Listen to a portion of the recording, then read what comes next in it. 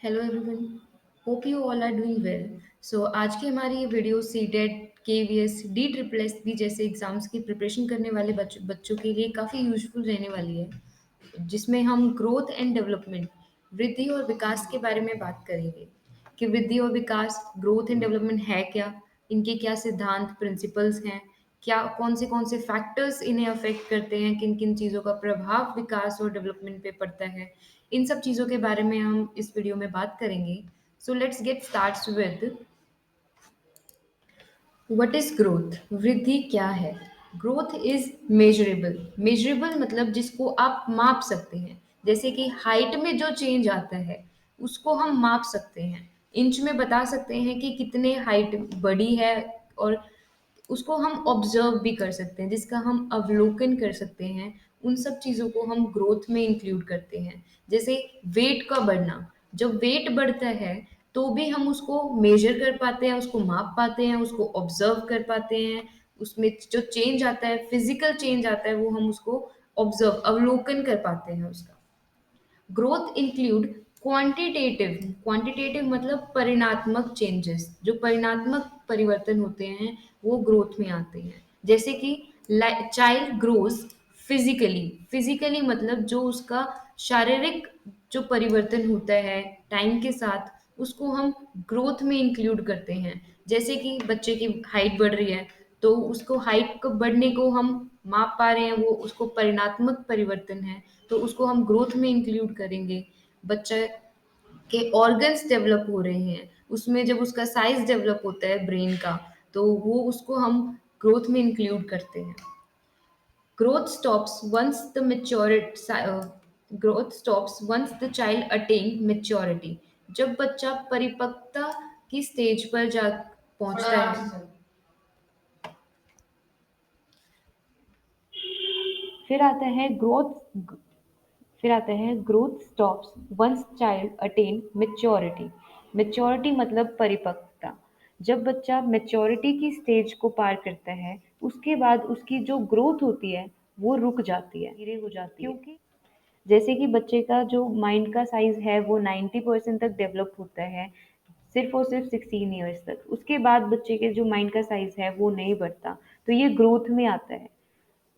फिर आता है growth includes physical aspects. Physical aspect मतलब जो हमारे शारीरिक पहलू होते हैं। बच्चे के जो शारीरिक पहलू में चेंज आता है, फिजिकल एस्पेक्ट्स में चेंज आता है, वो हम ग्रोथ में इंक्लूड करते हैं। जैसे कि change in height, weight, size of organs. ये सारे चेंजेस जो होते हैं जिनको हम क्वांटिटी में बता सकते हैं, ऑब्जर्व कर सकते हैं, और ये एक क्वांटिटेटिव चेंजेस हैं।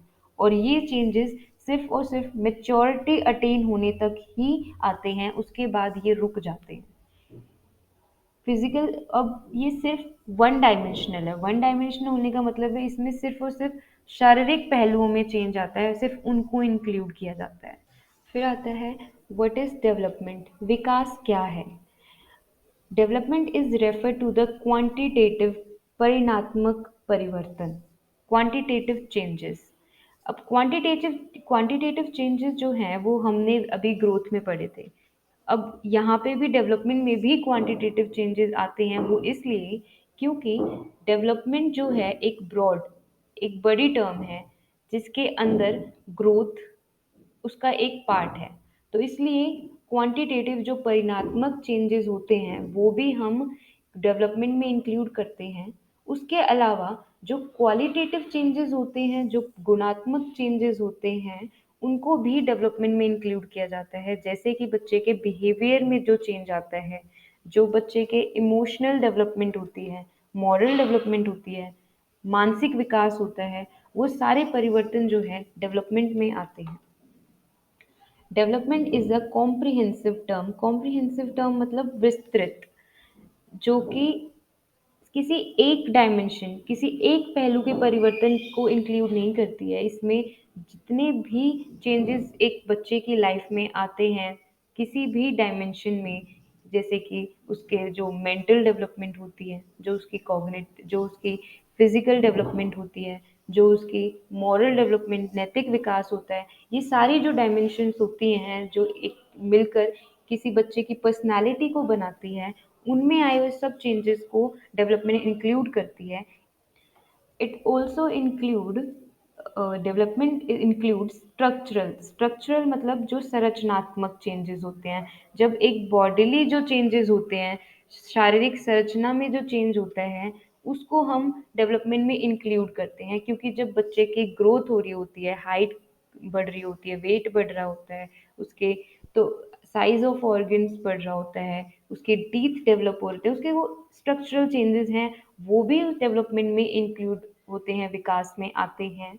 दूसरा, उसके अंदर फंक्शनल जो चेंजेस हो रहे होते हैं, जो बच्चे के किस तरीके से ऑर्गन काम कर रहे हैं, तरीके से बच्चे का माइंड काम कर रहा है, उसका किस तरीके से वो बच्चा अपने इमोशंस को डेवलप कर रहा है, इमोशंस के ऊपर उसकी कितनी कंट्रोल है, वो सारे चेंजेस जो होते हैं वो फंक्शनल चेंजेस में आते हैं, और वो भी डेवलपमेंट में इंक्लूड करते हैं। फिर डेवलपमेंट एक कॉन्टिन्यूस प्रोसेस है। कॉन्टिन्यूस मतलब जो निरंतर चलता रहता है। It starts from mother's form and ends with the life.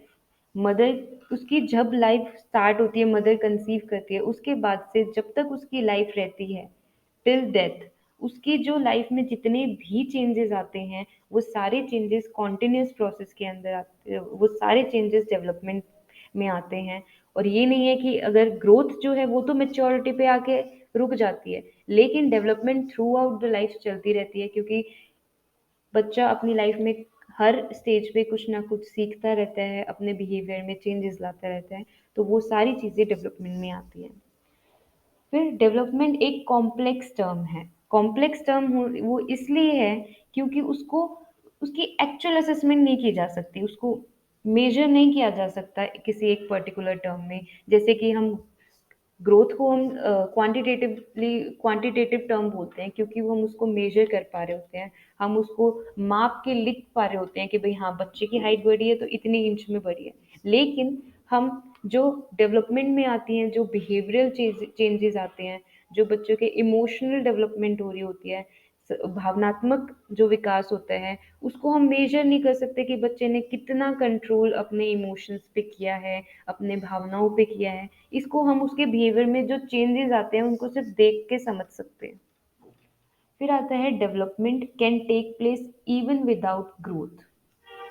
इसके ऊपर क्वेश्चन भी काफ़ी बार आया है कि क्या डेवलपमेंट बिना ग्रोथ के पॉसिबल है कि नहीं। तो जो डेवलपमेंट है वो बिना ग्रोथ के पॉसिबल है, क्योंकि बच्चे की हाइट नहीं बढ़ी, तो इसका मतलब ये नहीं है कि वो इंटेलेक्चुअली, कॉग्निटिव उसका डेवलप नहीं होगा। ज़रूरी नहीं है कि अगर उसकी हाइट नहीं बढ़ी तो वो उसका इमोशनल डेवलपमेंट नहीं होगी। तो ये सब चीज़ें ग्रोथ पे डिपेंड नहीं करती हैं, तो इसलिए जो डेवलपमेंट है वो भी ग्रोथ पे डिपेंड नहीं करता है। डेवलपमेंट बिना ग्रोथ के भी पॉसिबल है। तो फिर आता है types of development in the various domain. अब बच्चे की लाइफ में कई प्रकार के चेंजेस, कई प्रकार के विकास होते हैं, अलग अलग एरियाज में, अलग अलग क्षेत्र में विकास होता है। जैसे कि बच्चा मेंटली ग्रो करता है, बच्चे के फिजिकल चेंजेस होते हैं, फिजिकली ग्रो करता है, मोरल मॉरल डेवलपमेंट होती है, नैतिक विकास होता है, इमोशनल डेवलपमेंट होती है। तो इन सब चीज़ों में जो भी उसके लाइफ में चेंजेस हो रहे होते हैं, उनको हमने 5 क्षेत्र में, कार्य क्षेत्र में, 5 डोमेन में डिवाइड किया है, जिसमें पहला डोमेन है फिजिकल डोमेन। फिजिकल डोमेन अपने आप में बता रहा है जो कि शारीरिक, जो उसके चेंजेस आते हैं, जो विकास होता है, हम उसकी उस उन सारे विकास, उन सारे चेंजेस को हम फिजिकल डोमेन में डालते हैं।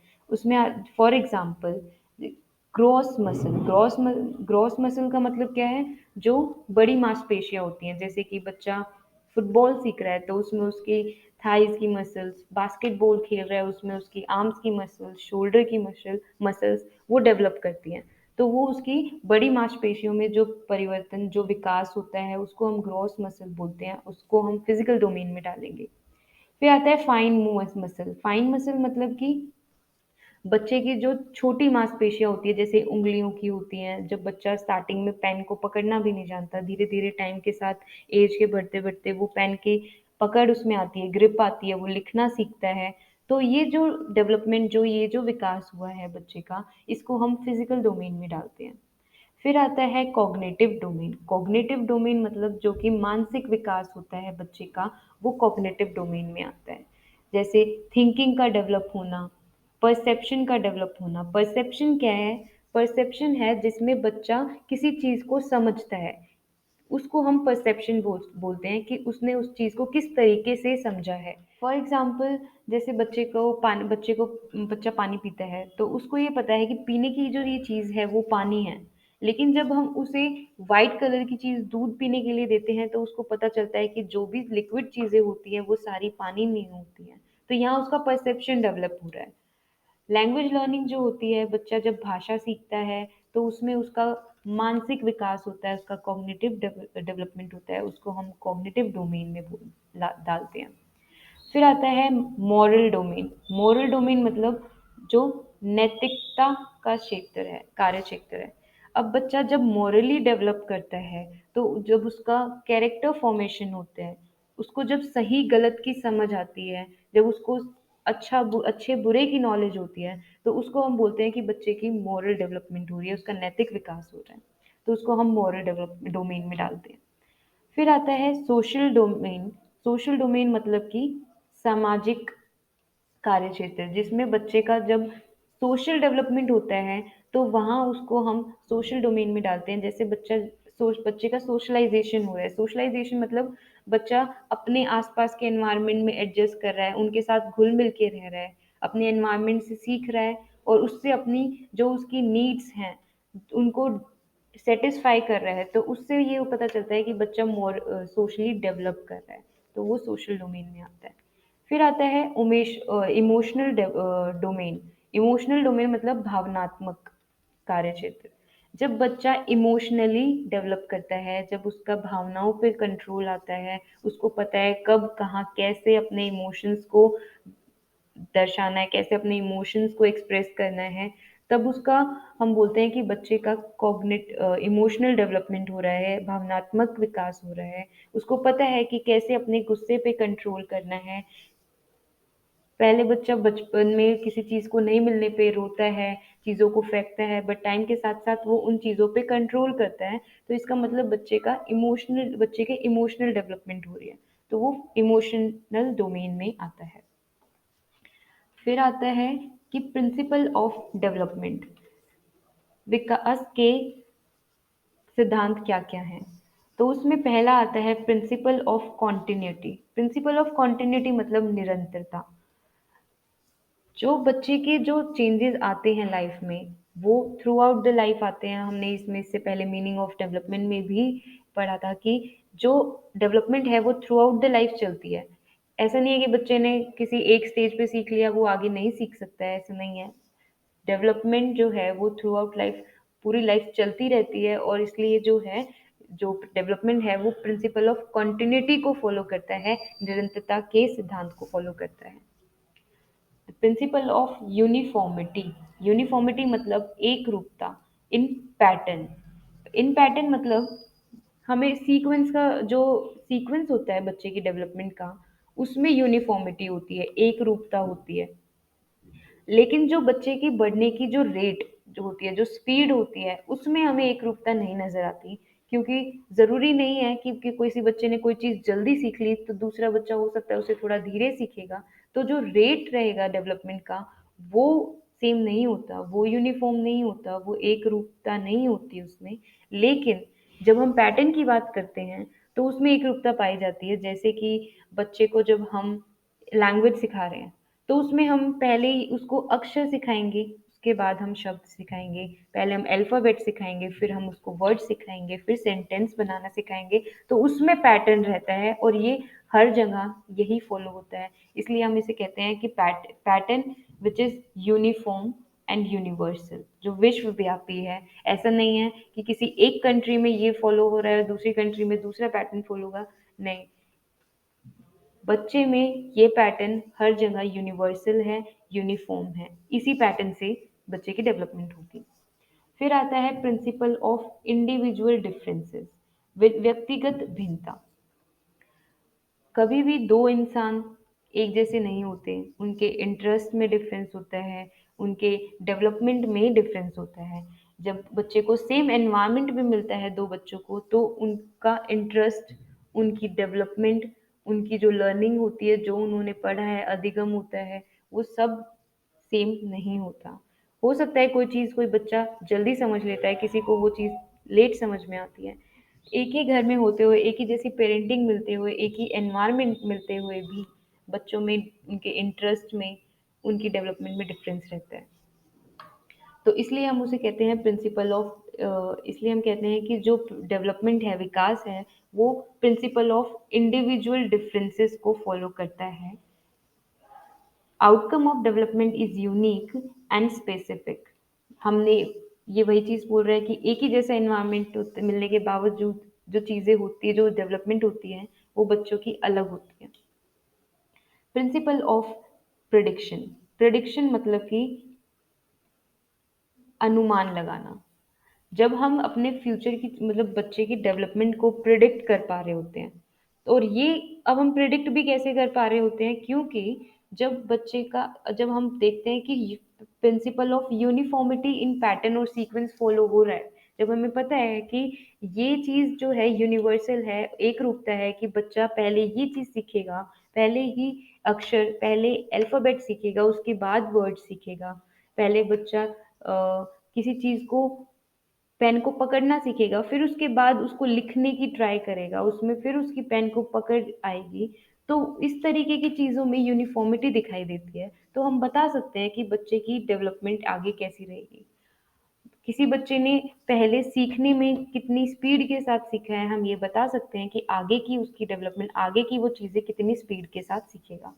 तो इसमें हम बच्चे की जो डेवलपमेंट होती है, उसका जनरल नेचर जो है, जो उसका बिहेवियर रहेगा आगे की लाइफ में, वो हम प्रिडिक्ट कर पाते हैं। तो इसलिए हम कहते हैं कि डेवलपमेंट जो है प्रिंसिपल ऑफ प्रिडिक्शन को फॉलो करता है।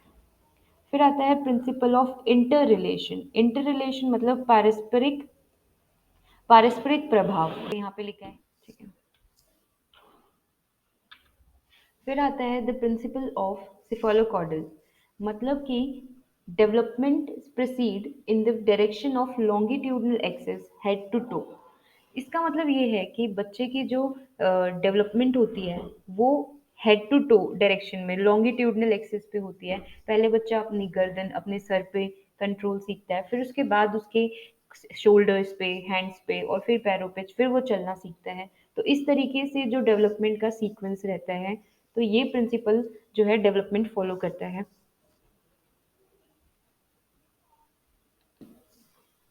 फिर आता है द प्रिंसिपल ऑफ प्रॉक्सिमोडिस्टल। प्रॉक्सिमोडिस्टल मतलब नाम में ही पता चल रहा है, जो चीज़ हमारे पास और जो चीज़ दूर। मतलब कि जो डेवलपमेंट जो होती है, प्रिंसिप जो बच्चे की, वो नियर टू डिस्टेंस होती है, as child first control over a large muscles like arms. पहले बच्चे जो हैं अपने हाथ की, आर्म्स की, शोल्डर की, इनकी जो मसल्स होती हैं, जो बड़ी मसल्स होती है, पहले वो डेवलप करते हैं। उसके बाद उनकी छोटी मसल्स जो होती हैं, जैसे कि फाइन मसल, जो फिंगर्स, उसमें उसकी बच्चे की डेवलपमेंट होती है।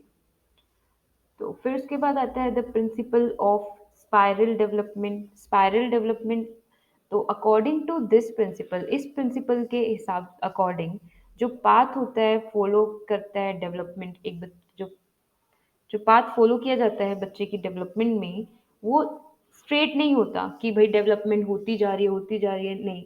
एक कंसोलिडेटिंग पीरियड आता है, जिसमें बच्चे की ग्रोथ, जो बच्चे की डेवलपमेंट है, थोड़ी देर के लिए रुकती है, फिर उसके बाद वो बढ़ती है। तो उसको हम बोलते हैं कि बच्चे की जो डेवलपमेंट है, वो स्पाइरल डेवलपमेंट के सिद्धांत को फॉलो करती है। फिर उसके बाद आता है the principle of interaction. Interaction जो मतलब कि बच्चे का जो बच्चे की जो डेवलपमेंट होती है, वो सिर्फ उसकी हेरिडिटी, जो उसको अपने पेरेंट्स से मिला है, सिर्फ उससे डेवलपमेंट उसकी आप नहीं बता सकते हो। बच्चा जो एनवायरनमेंट में इंटरेक्ट कर रहा है, उसमें एनवायरनमेंट का भी उतना ही रोल होता है। फॉर एग्जाम्पल, एक किसी के पेरेंट्स डॉक्टर हैं, तो ज़रूरी नहीं है उनका बच्चा भी डॉक्टर होगा। अगर सिर्फ और सिर्फ हेरिडिटी काम कर रही होती, तो यहाँ पे डॉक्टर का बेटा डॉक्टर, टीचर का बेटा टीचर, और जो जिस भी प्रोफेशन के उसके पेरेंट्स होंगे उसी तरीके के प्रोफेशन के बच्चे होंगे, उसी तरीके के प्रोफेशन को बच्चे फॉलो करेंगे। लेकिन ऐसा नहीं होता, क्योंकि उसमें एनवायरनमेंट का भी उतना ही रोल होता है। तो जो हेरिडिटी और एनवायरनमेंट का इंटरेक्शन होता है, उससे जो प्रोडक्ट आता है उसको हम डेवलपमेंट बोलते हैं। उससे जो कॉम्प्लेक्स ऑफ द स्किन, फिर हम करेंगे factors affecting growth and development. जो ग्रोथ, वृद्धि और विकास को फैक्टर्स अफेक्ट करते हैं, जिनकी वजह से जो हमारी डेवलपमेंट और ग्रोथ को पे असर पड़ता है, उन सब फैक्टर्स के बारे में हम बात करेंगे। उन फैक्टर्स को हम दो पार्ट में डिवाइड करते हैं। पहला इंटरनल, जो बच्चे के खुद के फैक्टर्स की वजह से बच्चे के जो डेवलपमेंट पे फर्क पड़ता है। दूसरा एक्सटर्नल फैक्टर, जो बच्चे से बाहरी जो फैक्टर्स होते हैं उनकी वजह से जो बच्चे पे असर पड़ता है, उन सब फैक्टर्स के बारे में हम बात करेंगे। तो पहला है हेरिडिटी फैक्टर। हेरिडिटी फैक्टर मतलब वंशानुगत हेरिडिटी फैक्टर्स, जो कि बच्चे को अपने पेरेंट्स से मिलते हैं जीन्स की फॉर्म में, कि बच्चे का आई का कलर क्या रहेगा, बच्चे के बालों का कलर क्या रहेगा। तो उन सब चीज़ों से जो है बच्चे के जो ग्रोथ एंड डेवलपमेंट है, वो जो जीन्स के फॉर्म में बच्चे को मिले हैं, वो फैक्टर जो है अफेक्ट करते हैं, वो इंटरनल फैक्टर में आता है। अब किसी के पेरेंट्स को किसी तरीके की प्रॉब्लम, किसी चीज़ की बीमारी होती है, किसी कोई डिजीज है, तो वो उसके चांसेस रहते हैं कि वो उसके उनके बच्चों में भी हो। तो इस तरीके की चीजें जो है वो बच्चे के इंटरनल फैक्टर में आते हैं। फिर आता है कॉन्स्टिट्यूशनल और बायोलॉजिकल फैक्टर्स। बायोलॉजिकल फैक्टर्स मतलब बच्चे का सोमेंटिक स्ट्रक्चर, बच्चे की बॉडी कैसी है, बच्चे का फिजिक कैसा है, बच्चे की बॉडी केमिस्ट्री कैसी है। फॉर एग्जाम्पल, बच्चा अगर वीक है तो वो डेवलप अच्छे से नहीं कर पाएगा, क्योंकि वो फिजिकली अच्छे से डेवलप नहीं कर पाएगा। और अगर वो वीक है तो वो मेंटली भी, मानसिक विकास भी उसमें भी उसके असर पड़ेगा। तो इसलिए हम कहते हैं कि जो कॉन्स्टिट्यूशनल, जो बायोलॉजिकल फैक्टर्स हैं बच्चे के, वो इंटरनल फैक्टर हैं जो ग्रोथ और डेवलपमेंट जो बच्चे की होती है उस पर असर, उस पर उसका प्रभाव होता है।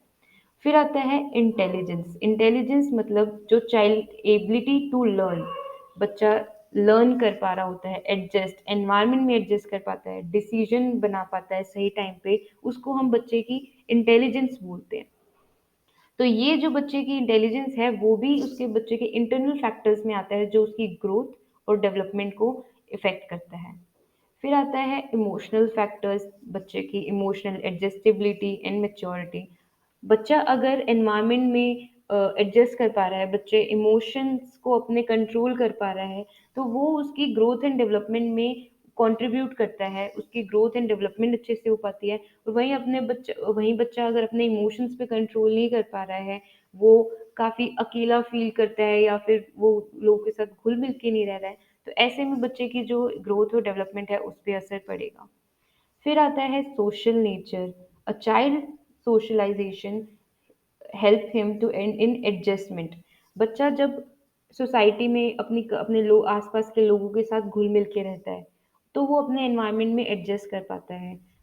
वो फिजिकली, वो मेंटली, मॉरली ग्रो कर पाता है, उसमें उसकी ग्रोथ एंड डेवलपमेंट अच्छे से हो पाती है। तो इस बच्चे का जो सोशल नेचर होता है, और ये क्वेश्चन काफ़ी बार आया है कि सोशल नेचर जो है वो हमारा इंटरनल फैक्टर में आता है कि एक्सटर्नल फैक्टर में आता है। तो सोशल नेचर जो है बच्चे से रिलेटेड है, बच्चे का कैसा नेचर है, कैसे वो लोगों के साथ घुल मिल के रह पाता है, वो एक्सट्रोवर्ट है, इंट्रोवर्ट है। तो ये चीज़ जो है बच्चे की उससे खुद से रिलेटेड है, उस तो ये इंटरनल फैक्टर में आता है जो ग्रोथ एंड डेवलपमेंट को इफेक्ट अफेक्ट करता है। फिर आता है एक्सटर्नल फैक्टर्स। एक्सटर्नल फैक्टर्स जो बच्चे से अलग होते हैं, बच्चे के जो बाहरी एनवायरनमेंट से उसको मिलते हैं, जो फैक्टर्स होते हैं जो उसके ग्रोथ एंड डेवलपमेंट को अफेक्ट करते हैं। तो उसमें पहला आता है environment which child get in the warm of mother. बच्चे को जिस तरीके का एनवायरनमेंट, किस तरीके का न्यूट्रिशन मदर ले रही है, किस तरीके का बच्चे मदर को इमोशंस उसके किस तरीके से हैं उस टाइम पे, तो उस तरीके का जो एनवायरनमेंट बच्चे को मिलता है, कि बच्चा सिंगल चाइल्ड है या फिर ट्विंस हैं, तो इस तरीके की चीज़ें बच्चे की जो एनवायरनमेंट जो उसको फॉर्म में मिलता है वो बच्चे की डेवलपमेंट और ग्रोथ को इफेक्ट करता है। फिर आता है गुड और बैड इंसिडेंट्स और accident life in the life of the child. अब कहते हैं कि जो बच्चे को अर्ली जो चाइल्डहुड होती है, मतलब बच्चे के जो इनिशियल ईयर्स होते हैं इन्फेंसी में, चाइल्डहुड में, उसमें बच्चे को किस तरीके का एनवायरनमेंट मिला है, वहाँ पे बच्चे के किस तरीके से उसको कभी कोई बैड इंसिडेंट जो होता है, कोई ऐसी घटना जिसकी वजह से बच्चे की पूरी जो लाइफ होती है उसमें उसकी डेवलपमेंट, उसके विकास पे असर पड़ता है। तो इस तरीके के जो होते हैं जैसे एक्सीडेंट, कभी किसी बच्चे का एक्सीडेंट हो जाता है और उसके जो नर्वस सिस्टम होता है उस पे अगर उसके कोई प्रॉब्लम आ जाती है तो उसकी जो मेंटल डेवलपमेंट, जो उसका मानसिक विकास है आगे की जो एज में, आगे की लाइफ में, उस पे असर पड़ेगा। तो जो ये जो इंसिडेंट और एक्सीडेंट्स होते हैं वो बच्चे के एक्सटर्नल फैक्टर्स में आते हैं। बाहरी जो फैक्टर हैं वो जो जो ग्रोथ को और डेवलपमेंट को अफेक्ट करते हैं। फिर है क्वालिटी ऑफ फिजिकल एनवायरनमेंट, किस तरीके के बच्चे को एनवायरनमेंट मिल रहा है, कि लोग उसके साथ घुल मिल के रह रहे हैं, उसे एक हैप्पी एनवायरनमेंट मिल रहा है, एक अपनापन मिल रहा है। तो ये चीज़ उसके एक्सटर्नल फैक्टर में आती है जो बच्चे की डेवलपमेंट को अफेक्ट करेगी। मेडिकल केयर उसको कैसी मिल रही है, उसको नरिशमेंट, उसको खाना किस तरीके खाना, क्योंकि बच्चे को जिस तरीके का न्यूट्रिशन मिलेगा उससे वो फिजिकली हेल्दी होगा।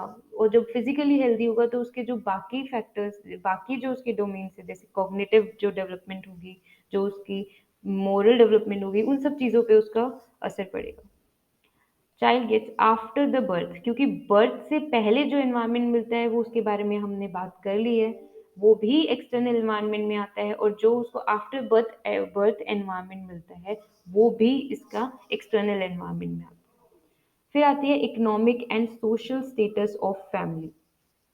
बच्चे का अगर बच्चा किसी पुअर फैमिली से आता है जहाँ पे उसको अच्छी अच्छी अपॉर्चुनिटीज भी नहीं मिल पा रही है, उसको वो अच्छा न्यूट्रिशन नहीं मिल पा रहा है, उसे अच्छी स्कूलिंग नहीं मिल पा रही है, उसको अपॉर्चुनिटी नहीं मिल रही कि वो स्कूल में जा पाए, तो इस तरीके की चीज़ें उसके जो ग्रोथ एंड डेवलपमेंट को अफेक्ट करेंगी। सोशल स्टेटस कैसा है फैमिली का, ये सब चीज़ें जो है एक्सटर्नल फैक्टर्स में आती हैं। फिर आता है द क्वालिटी ऑफ स्कूलिंग। अच्छे स्कूल में एडमिशन करवाना है, ये चीज़ इसलिए ही बोली जाती है क्योंकि बच्चे की जिस तरीके की स्कूलिंग होगी वो उसके ग्रोथ और डेवलपमेंट को अफेक्ट करेगी। उसको वहाँ पे को करिकुलर एक्टिविटीज़ करने को मिल रही है, उसमें उसको स्पोर्ट्स में पार्टिसिपेट करने को मिल रहा है, वहाँ पे उसको अच्छी अपॉर्चुनिटीज़, क्विज हो रहे हैं, ये सब चीज़ें जब बच्चे को मिलती है, ऐसा एनवायरनमेंट मिलता है तो बच्चा ग्रो करता है, उसका विकास होता है, उसके हर तरीके का मानसिक विकास होता है, कॉग्निटिव डेवलपमेंट होती है, मॉरल डेवलपमेंट होती है, इमोशनल डेवलपमेंट होता है, और बच्चा अपनी लाइफ में अच्छा अचीव कर पाता है। फिर आता है educational implications of the principle of growth and development. अब हमने प्रिंसिपल्स तो पढ़ लिए कि भाई क्या क्या प्रिंसिपल ग्रोथ और डेवलपमेंट फॉलो करती है, कि भाई हाँ वो कॉन्टिन्यूस है और उसमें इंडिविजुअल डिफरेंसेस का सिद्धांत है, लेकिन वो हम अपनी एजुकेशन में कैसे यूज करेंगे वो भी बहुत इंपॉर्टेंट है, क्योंकि क्वेश्चंस इस तरीके से आते हैं कि यहाँ पे इस सिचुएशन में कौन सा प्रिंसिपल फॉलो हो रहा है। तो उस चीज़ों के लिए हमें उसको स्कूलिंग और एजुकेशन के साथ रिलेट करके देखेंगे। तो यहाँ पे लिखा है teacher should use various teaching methods. अब जब टीचर पढ़ा रही है तो उसको एक ही मेथड से नहीं पढ़ाना चाहिए, क्योंकि यहाँ पे हम अगर इंडिविजुअल जो व्यक्तिगत भिन्नता है उस उन डिफरेंसेस की बात करेंगे तो हर बच्चा हर तरीके सेम नहीं होता। किसी बच्चे को सुन के समझ में आता है, किसी को देख के वीडियोस चल रही है उससे ज़्यादा समझ में आता है। तो इसलिए टीचर को अलग अलग मेथड्स यूज करने चाहिए जब बच्चे को वो पढ़ा रही है तो। फिर आता है teacher should focus on all round development of the children, क्योंकि अभी हमने पढ़ा कि ये इंटर रिलेटेड है, मतलब मानसिक विकास जो है वो उसके शारीरिक विकास से रिलेटेड है, उससे जुड़ा हुआ है, और जो उसका भावनात्मक विकास है, जो उसकी इमोशनल डेवलपमेंट है, वो उसकी मेंटल डेवलपमेंट और फिजिकल डेवलपमेंट के साथ रिलेटेड है। तो इसलिए हमें उसके जो ऑलराउंड डेवलपमेंट पे ध्यान देना चाहिए। ये नहीं कि हम सिर्फ और सिर्फ उसके एकेडमिक चीज़ें करवाएंगे, सिर्फ और सिर्फ पेपर्स एग्जाम। हमें बच्चों की को करिकुलर एक्स्ट्रा को करिकुलर एक्टिविटीज़ पे भी ध्यान देना चाहिए। बीच में क्विज, उसमें उनको कुछ क्विज रखना चाहिए, कंपटीशन रखना चाहिए, और पेंटिंग कंपटीशन, इस तरीके की चीज़ें जो होती हैं वो बच्चे की ऑलराउंड डेवलपमेंट में हेल्प करती हैं। फिर आता है provide and create supportive and nurturing environment, क्योंकि हमने देखा है कि जो बच्चे का जो इंटरेक्शन, वो जो इंटरेक्टिंग वाला सिद्धांत है, प्रिंसिपल ऑफ इंटरेक्टिंग, वो ये है कि बच्चे को जिस तरीके का एनवायरनमेंट मिलेगा उस तरीके से बच्चे की डेवलपमेंट होगी। अगर उसे एक हेल्दी एनवायरनमेंट जहाँ पे उसे अपॉर्चुनिटीज काफ़ी मिल रही हैं अपने आप को डेवलप करने की, तो वहाँ पे बच्चे की जो डेवलपमेंट होगी, ग्रोथ होगी, वो अच्छे से हो पाएगी और वो अपनी लाइफ में अच्छा कुछ अचीव कर पाएगा। तो इसलिए हमें बच्चे को सपोर्टिव और नर्चरिंग एनवायरनमेंट देना चाहिए। जैसा उसको एनवायरनमेंट घर पे मिलता है वैसा एनवायरनमेंट अगर उसे स्कूल में मिलेगा तो बच्चे की लर्निंग में इफेक्ट नहीं होगा, और जब लर्निंग इफेक्ट नहीं होगी तो वहाँ पे उसकी डेवलपमेंट अच्छे से हो पाएगी। तो फिर आता है stages of growth and development. Stages of growth and development में इसमें जो, अच्छा ठीक है, sorry। फिर आती है stages of growth and development, वृद्धि और विकास की जो स्टेजेस, स्टेजेस मतलब अवस्थाएं होती हैं, जिसमें पहली स्टेज आती है प्रीनेटल पीरियड। प्रीनेटल पीरियड वो होता है जो बच्चा मदर अपनी मदर के वॉर्म में स्पेंड करता है, और जब इस टाइम को हम क्रोनोलॉजिकल जो एज होती है उसमें इंक्लूड नहीं करते। क्रोनोलॉजिकल एज मतलब आज जैसे अगर कोई बच्चा अपनी एज बता रहा है कि वो 13 ईयर्स का है, तो उसमें वो टाइम इंक्लूड नहीं होता जो उसने अपनी मदर्स फॉर्म में स्पेंड किया है। तो उस टाइम को जब हम काउंट नहीं करते अपनी क्रोनोलॉजिकल एज में। लेकिन जो पोस्ट नेटल पीरियड होता है आफ्टर बर्थ, वहां से हमारी क्रोनोलॉजिकल एज जो है वो काउंट होनी शुरू करती है, जो हम अपनी एज बताते हैं एक्चुअल में। फिर आती है इन्फेंसी स्टेज। इन्फेंसी स्टेज जो होती है वो 0 to 2 होती है, शिशु अवस्था बोलते हैं इसको हम, जिसमें बच्चा जिसमें बच्चे की जो लैंग्वेज होती है वो क्राई होती है। सबसे फर्स्ट जो लैंग्वेज होती है बच्चे की वो होती है क्राई, क्योंकि वो हर चीज़ के लिए रो के बताता है अपनी चीज़ों को, कि अगर उसे भूख लगी है तो वो रोएगा, अगर उसको प्यास लगी है तो वो रोएगा। तो इस चीज़ में जो उसकी लैंग्वेज है, फर्स्ट लैंग्वेज इज क्राई। फिर आता है चाइल्डहुड। चाइल्डहुड जो होती है बाल अवस्था, जो 2 से 12 होती है। चाइल्डहुड को हम दो स्टेजेस में बांटते हैं, दो अवस्थाओं में बांटते हैं। पहली होती है प्री, दूसरी होती है लेटर चाइल्डहुड। जो प्री चाइल्डहुड होती है वो 2 से 6 होती है, और जो लेटर चाइल्डहुड होती है जिसमें बच्चा, लेटर चाइल्डहुड होती है जिसमें बच्चा 6 से 12 के, जिसमें बच्चा स्कूल जाने लग जाता है, उस स्टेज को बोलते हैं। फिर आती है एडोलेसेंस। एडोलेसेंस जो होती है 12 से 18 होती है। ये आफ्टर मेच्योरिटी, आफ्टर जब प्यूबर्टी जो एज होती है 12 to 18 ईयर्स, हम उसको एडोलेसेंस अवस्था बोलते हैं, किशोर अवस्था होती है वो। फिर आती है एडोलेसेंट, फिर आती है किशोरावस्था जिसको हम बोलते हैं एडोलेसेंस, और फिर उसके बाद आती है एडल्टहुड, जिसमें जो एज जो है 18 to 60 ईयर्स होती है। अब किस किस तरीके की इसके अंदर विकास होता है इन स्टेजेस में, किस किस तरीके का बिहेवियर होता है बच्चे का इन इन स्टेजेस में, इन अवस्थाओं में, जब वो अपनी इन्फेंसी शिशु अवस्था में होता है, जब वो अपने चाइल्डहुड में होता है, मतलब जब वो अपनी बाल अवस्था में होता है, तो किस तरीके की उसकी मेंटल डेवलपमेंट, मानसिक विकास होता है, किस तरीके का उसका फिजिकल डेवलपमेंट होता है, ये चीज़ हम अपनी नेक्स्ट वीडियो में पढ़ेंगे। और कैसे डेवलपमेंट लर्निंग से रिलेटेड है, क्योंकि ये चीज़ बहुत इंपॉर्टेंट है, क्योंकि सिलेबस में इसको मेंशन भी किया हुआ है कि लर्निंग क्या है।